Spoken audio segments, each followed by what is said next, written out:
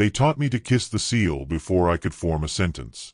That is the thing people do not expect to hear when I say I was raised in the Vatican secret school for demon diplomats. They imagine cloisters and broom sweeping and Latin lessons. When I say we were taught to bargain with things older than language, they shift as if I have stepped too close to a flame. My name is Matteo. I grew up in a town that kept its own light, and then at 14 I was taken to a monastery that did not exist on any map. The men who recruited me did not wear uniforms that anyone else recognized. Their collars were cut from cloth that swallowed candles. They introduced themselves as tutors of a curriculum the church had once hidden and later institutionalized. They called the place the Scuola di Intercession. The name sounds pious, deliberate, even dull. It is not. The school sat several subterranean levels beneath a basilica tourists think they know. The entrance was through a bookbindery, a false shelf that swung inward when you said the right prayer in the wrong tongue. Beneath, the corridors smelled of lacquer and smoke and the iron tang of old blood. The classrooms were stone cells warmed by a single lamp. Each cell held a bench, a lectern, and a glass cabinet with 3 artifacts. Every student had a set. We were taught etiquette first. Not the mannered etiquette of calling cards and bows. A different etiquette that treated promises like weapons. How to accept a covenant without becoming its servant. How to fold a concession so it was useful later. We practiced on jars that contained recorded voices. We read agreements bound in goat skin that recorded the temperature of a bargain. We memorized clauses like prayers. Our mentors insisted memorization was defensive. If an agreement is spoken, it finds purchase in the air, and paper only makes that purchase easier to find. The phrase they tattooed into the back of my throat was simple. It translated roughly as speak in counterpoise. The intent was blunt. In any negotiation with an entity that predates memory, one must balance a promise with a counterweight. Give that which is valuable but small. Demand that which is necessary but not catastrophic. The smallest miswording, they taught, becomes an invitation. We had examinations. Not essays and not oral recitals. We sat at long tables with ancient ledgers on brass mounts. A sealed envelope would be placed before each of us.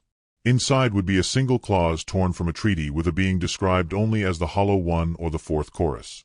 We had to craft amendments on the fly, using a litany of rhetorical devices whose names were minted in Latin and in a vocabulary older than the monastery itself. When our amendments were accepted, the arc lamps in the ceiling would dim as if the building had exhaled. When we failed, something in the walls would whisper our names at odd hours, the way memory announces its intention to return. By the time I was 17, I had handled dozens of accords. I had learned how to fold promises into slips and how to file them so they could be ignored. I had also watched classmates vanish from their bunks, gone without explanation, their places left unmade like a removed comma. The instructors told us removals were administrative. They said those students were reassigned to field offices or given clinical placements. No one asked for the particulars. That silence became part of the curriculum. In my bunk, I kept a small trunk. Inside were 3 things: a faded photograph of the tutors taken on a terrace none of us had been allowed to visit, a ledger page with marginalia that suggested other schools existed, and a packet of notes labeled evidence. I hid those because secrecy felt like a thin lifeline. I did not know then that the trunk would one day be the first clue I used to reckon with the bodies that began to pile up. The lessons were a kind of steel. They shaped you until you fit the job they wanted. We spent mornings practicing clause inversion, afternoons learning to recognize the scent of a broken oath. At dusk we sat in study and listened to case files read aloud, yellow pages of agreements that had cost villages, marriages, entire harvests. Those files were not merely texts. They were instruments. A sentence could open a door. A comma could bar it. The tutors treated punctuation as if it were a weapon. One night, after a long practicum on reciprocal concessions, our instructor brought in a crate. It was unmarked except for a simple signet, 3 concentric rings that I would later see carved into sealing wax across Europe. He set it on the table and loosened the rope. Inside were photographs, stacked and wrapped in linen. On the top was an image of a classroom not unlike ours, but the faces were cropped and pale and the date scrawled on the back read 1943. Someone in my cohort whispered that the tutors liked to remind us that our lineage had precedent. That comforted no one. The photographs were evidence. They were also tests. Each picture came with a memorandum, a single page of testimony from an old graduate or a prefect. The letters smelled of old smoke. One note, from 1961, described a negotiation where a village traded its bells for silence. The bells stopped at dusk and never rang again. Another, folded and stained, recorded the disappearance of a classmate who had argued an amendment beyond the safety margins. The handwriting on that note trembled like a leaf. We learned to read such reports for the traps beneath the praise. The tutors called it forensic philology, the method by which one diagnoses an agreement for hidden teeth.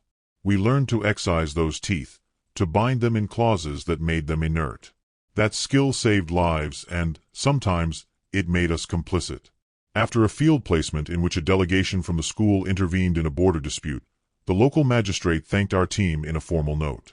Underneath, someone had typed a brief mention of a child who fell ill the night the accord was implemented. The magistrate did not consider it relevant. Our instructors did. The first vanishings I remember were small in scale. A boy named Luca simply stopped coming to meals. One morning his bunk was empty and his Bible lay open, page marked. The tutors explained that Luca had been reassigned to a diplomatic post in a territory that required discretion. We were shown a stamped envelope as proof. The envelope had no name on it, only an index number. We were told to trust the registry. The trust frayed. Evidence accumulated like dust. I kept copies of marginalia, photocopies of the memos we were compelled to consult. I hid them in my trunk beneath the trunk of the nightstand, wrapped in a page of the ledger with a note that read, in my shaky hand, "Do not trust the bureaucracy." That note is in my head now, as clear as the stamp that marked each file when it was finalized. I learned that the school kept physical proof of every intervention. There were flight receipts, lists of witnesses, lists of names that had been redacted for reasons no one would explain. Paper could be altered. Paper could also be hidden, and hidden documents were the only language some of us still trusted. Then, quite suddenly, the school announced a graduation exercise. We would travel with our mentors to a site and observe a living negotiation. It was framed as a rite of passage. In truth, it was the moment we discovered what our training would demand when the stakes were not ink and lamplight but desperate faces and real hunger. We were given envelopes with instructions. Mine contained a photograph and a single line: keep the witness. Protect their name. The photograph was of a woman with tired eyes. I would learn her name later. For now I only knew the texture of the linen in my hands, and the way the tutors smiled when they said, in a voice that was both proud and empty, "That is your first responsibility." The graduation exercise smelled like diesel and boiled coffee. We boarded a gray van before dawn, luggage strapped down, faces wrapped against the cold. The tutors wore plain coats for the trip, but their hands betrayed them. One finger was always stained with ink. Another finger kept finding the seam of a pocket, as if touching paper eased something inside. I clutched the envelope with the woman's photograph the whole ride. The linen felt like a promise and a threat at once. We arrived at a town that looked ordinary until you noticed the way its bell tower never rang. The townspeople kept their eyes down when our convoy passed. They used phrases that looped polite and narrow: welcome, honored, grateful. The tutors smiled with a practiced tenderness that did not reach their mouths. In the square, a small council waited. Men and women in sensible coats arranged themselves around a table. Their faces were worn into trust and need. Our instructors briefed us quietly. We were observers, not participants. We would witness a negotiation between a landholder and a group of tenants whose well had gone dry. The tutors warned us that bargaining in public is clerical work with high stakes. Words here could rearrange harvests. We would watch and learn how to shape remedies that left both parties able to claim victory. When the negotiators spoke, it was in the clean baritone the school favored. He offered a clause about water rights that read like a hymn. The tenants answered with an accusation about ruined fields and a dead child. Someone coughed. A man in the back shifted until the floorboard creaked. The tutors took notes like surgeons mapping vital signs. At the table, the woman from my photograph sat. She looked older in person, thinner, as if the effort of being present cost her calories. Her hands trembled as she placed a small tin box on the table and opened it. Inside lay seeds. A simple offering. The landholder frowned. He proposed a clause that would exchange access to the well for the rights to a portion of next season's harvest. The tutors whispered in Latin that sounded like insurance. Their voices slid across the room with the ease of practiced men ceding blame at a table and then walking out with clean hands. Then the woman spoke. She read a line from a petition she had carried in her chest for years, a plea that was nearly prayer. She asked only for proving the well safe, for a buffer during the dry months, for the right to keep the seeds for the following planting. The landholder hesitated. He looked at the tutors. The tutors nodded. They offered a compromise that read beautifully on paper. In return for communal access during drought, the tenants would yield a nominal tithe when harvests recovered. The woman agreed reluctantly. The tutors handed me a paper and asked me to witness. My hand shook as I signed. I wrote my name in the margin because the witnesses list needed a local presence. The envelope in my pocket burned with a hot secret. After the signatures, the tutors ducked into a side room and made a separate, private amendment. I did not hear the words. I only saw the motion of hands, the slide of a seal, the tiny click of something being locked. When they re-emerged, the landholder smiled, and the council applauded as if a triumph had happened. I felt hollow and full at once. That night we lodged in a Spartan guest house. In the dark I unfolded my envelope and looked at the woman's eyes. She had given me her name when I met her at the table. Lucia. The photograph on the linen had been taken a year prior. On the back someone had written, in a neat hand, "Trusted witness." I pressed my thumb to the ink and felt a smear of something like dried salt. At dawn the tutors called us together with grim faces. A note had arrived, folded in wax, from the prefect's office. It informed us in sparse language that a reclassification had been authorized. The woman had been removed from public records for reasons of state security.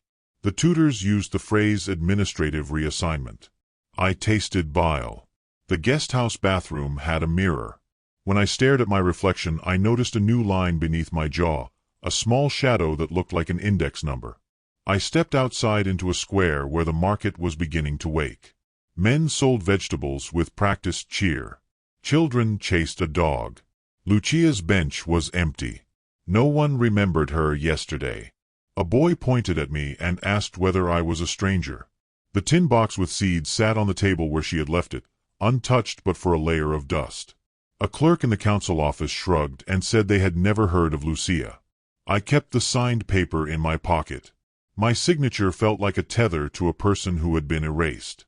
I had witnessed a negotiation and also, perhaps, witnessed the mechanism that performed erasure. Back on the van, the tutors were quiet. One of them laid a hand over my knee in a gesture that might have been consolation or acclaim. His watch ticked with a steady legalism. Outside the window already the town was folding itself back into forgetfulness, and inside me I felt a new ledger opening. After Lucia disappeared, I stopped trusting the surface of things. I began to look under stamps, to listen for the soft filing of erasure. The tutors kept telling us bureaucracy is a shield. I had believed them in the abstract. Now I wanted proof. Evidence is a hard thing to argue with. It is also a dangerous one to possess. I started in the only place that seemed honest, the trunk I had kept under my bed. The trunk felt smaller than memory, as if years of silence had compressed the wood. Inside I found the photos and the ledger fragments I had been hiding. I spread them on the floor beneath the single lamp and let them breathe. There were receipts for travel dated and initialed. Flight manifests. Hotel stubs that matched the days our cohorts traveled with tutors. Names folded into margins with tiny concentric ring stamps. Little archives of movement. The bureaucratic language was clinical. And beneath it, a current of deletion. One sheet bore a roll call from a cohort decades earlier. Names printed in an ordered column. Some had neat ticks beside them. Others had been crossed out with a thin hand. Next to certain struck names someone had scrawled a terse note, reclassified. Closed file. Another hand, older and trembling, had added, returned, unrecognized. The paper smelled faintly of iron and something medicinal. I pressed my thumb into an ink blot and it left a stain I did not like. I went deeper. There is a basement level in the school no tutor mentions to students. You discover it by accident or by someone's mercy. I discovered it by the latter. A retired tutor, blind in one eye and fond of loose tobacco, found me one night by the water pump and handed me a sealed envelope without a word. He squinted as if weighing me. "You will burn it if you are decent," he said. His voice was a rasp. He did not wait for my answer. Inside the envelope were photocopies of internal memos from the prefect's office. One memo requested emergency clearance for a charter flight to a remote hospital with no patient listed. Another authorized a reclassification for a name noted only as Index 47. There was a terse cable, instructing local registrars to update census entries with a code that rendered a person a non-person in municipal records. The language was mundane. The effect was not. There were also personal items. A Polaroid of a classmate I had known at 17. He smiled in the photo with too much teeth. Someone had written returned on the back and then scrawled a second note, "Does not recognize own mother." The hand that wrote those words shook. I realized then the truth that had been miles from my mouth. Returning was not a restoration. It was a fracture. People came back with holes where their life's bindings had been. Families continued, but the returned found themselves at the edge. Possessing these documents made me a risk. I felt watched the way someone feels watched when they are followed by an animal at dusk. At the market a vendor repeated my order and then forgot I existed. A colleague in archives asked if I had been assigned to a new rotation when I had not. I started to leave copies in places that would be awkward to trace. Between the pages of a public ledger, tucked into a binder that would go to conservation, slipped into the sleeve of a visiting scholars folder. I did not trust anyone fully, but I wanted the papers to exist in multiple hands. That reckless decision produced a result I had not planned. The next morning a slip of paper lay on my pillow with a single line in a hand I did not recognize. "Stop making witnesses." Under it a symbol of 3 concentric rings. No signature. No warmth. A threat that felt lined in law. I answered not with words but with action. I copied everything and sealed the copies under wax. I recorded names into a notebook that I kept somewhere the tutors never looked. I hid an audio file on a thumb drive and encoded it with a passphrase I only speak aloud before leaving the office. The recording itself is small and flat. A voice from a prefect's meeting reads a list of names and says, without effect, "We will reassign as necessary." The program cannot survive public scrutiny. The admission was bureaucratic and therefore damning. That night I heard steps in the corridor that were not my own. They paused outside my door and then moved on. My trunk felt heavier when I closed it. Somewhere in the school someone had decided I had been granted too much evidence. I did not know whether the choice was to silence me or to use me. Either outcome felt like a ledger with my name on the wrong side. I slept for an hour and woke to the taste of metal. When I reached into my trunk to check that the papers were still there, the photograph I had left on top had been turned face down. The room was quieter than I had ever known. I was learning that in our line of work secrecy is a currency and proof is a provocation. The choice now was not whether to look. It was whether to be seen looking. 2 nights after the warning note, the school itself felt like a wound. Corridors that once hummed with the rustle of vellum and the soft scrape of quills were muffled. Candles guttered with a breath that was not wind. I went to the common room looking for Alessia and found her bench empty, her knitting abandoned like a small accusation. Her locker stood open and inside was only a folded robe, no sign of a departure plan, no letter. The tutors' offices, usually sealed in the custodial calm of bureaucracy, had papers scattered as if someone had thumbed through them too quickly and then been torn away. I started counting. One by one I checked the registers, the flight manifests, the scheduled rotations. Names matched the lists I had secreted away in my trunk. Pietro was the first to notice the pattern. He did not shout. He did not create drama. He simply read the margins aloud and then put his palm flat on the desk and did not move. They had been careful for decades. Reclassifications, reassigned postings, quiet transfers to hospitals and missions abroad. The files were coded to look like routine clerical reroutes. Even the memos that authorized removals used neutral language: administrative necessity, temporary reassignment, continuance of duty. These phrases had been used on my own cohort mates, on Lucia, on the janitor who had first found the scratch behind room 99. They were respectable words for what the registry did. Then the pattern broke. The tutor most responsible for my cohort's practicals, a man named Father Giordano who taught clause inversion with a surgeon's patients, failed to appear for morning prayers. His door was open. On his desk lay a thin envelope addressed to Custodia Novum and, beneath it, a photograph folded twice. I unfolded it with a hand that did not want to be trusted. The Polaroid showed a hospital bed and a man with eyes that seemed older than his years. On the back someone had written, "Returned. Does not remember students. Do not engage." I met Alessia in a dim hallway, and she gripped my forearm so hard I felt her nails. Her eyes were red in a way that no candle could explain. She had been at the registry that morning, homologizing closure reports, listening to testimony. "They are being returned," she said. Her voice was small. "And when they return, they carry blank places where their faces used to be." That night we found Father Anselmo's office empty and the ledger on his desk open to a page he had been studying. He had scribbled notes in the margins, then underlined a line and written, in his blunt hand, "Do not let them take the tutors." The page was still warm with the scent of his pipe. The window of his office faced the inner courtyard where students practiced rhetorical motions by lantern. Anselmo did not appear at the evening communion. I went to the prefect's wing because when the bureaucracy feels a wound you look to its heart. The security clerk at the door shook his head and thumbed something on a terminal.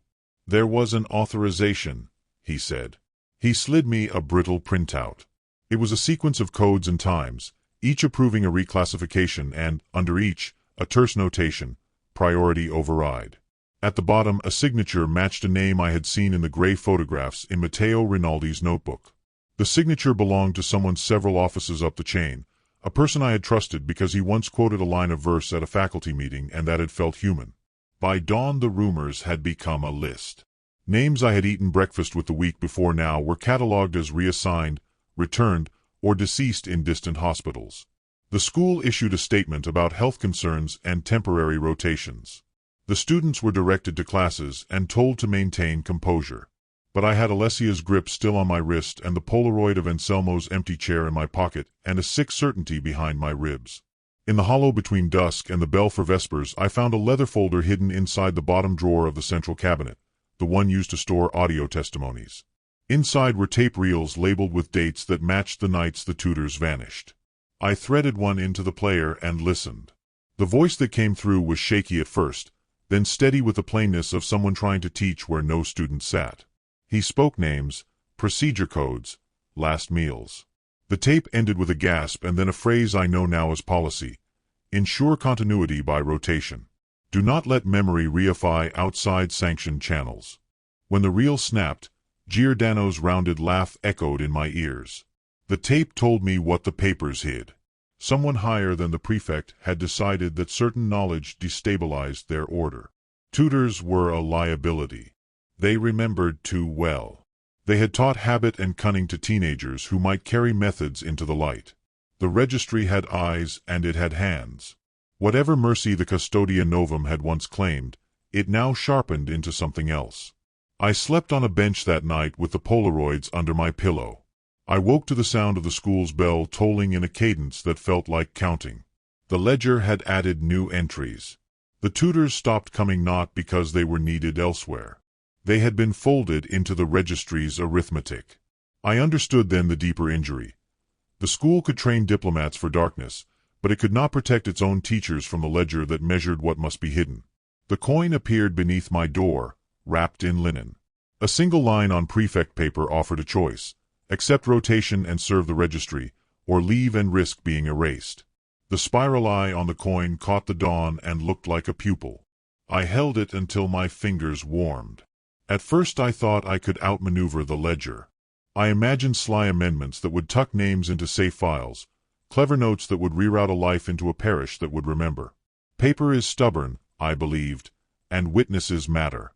They taught me how wrong I could be. Acceptance meant apprenticeship. I learned to place clauses where the registry would accept them. Legal phrasing became liturgy. One precise comma could shelter a name. A misplaced verb could remove a family. The work required care and a kind of cruelty, to choose which continuity to protect and which to concede. Alessia and I met in a back room filled with boxes. We secreted copies of closure reports, wrapped tapes in wax, and folded photographs so scanners would miss them. We created a cipher of marks in margins so that only we would know where proofs hid. For months our victories felt like contraband blessings. A neighbor would find a returned voice and remember a face. We drank tea like conspirators and counted names that still felt whole. Then the ledger adjusted. Mercy in one file predicted absence in another. A clerk I liked stopped recognizing his wife. A child called the wrong parent. The registry rebalanced with a neutrality that felt colder than malice. Each rescue carried a debt. Giordano left a note in Matteo Rinaldi's notebook. He wrote, "If you bind the ledger, bind your life to its math." The warning became a verdict. I had sworn the oath. I began to plant marginalia that read as decoration to any casual eye. Small dots, a fold, a smudge in ink. Alessia taught me how to code names into footnotes so they might be discovered by a friend. Sometimes the tweaks worked. A cuckolded record would be amended into a parish file that kept memory. Sometimes the ledger struck back more subtly.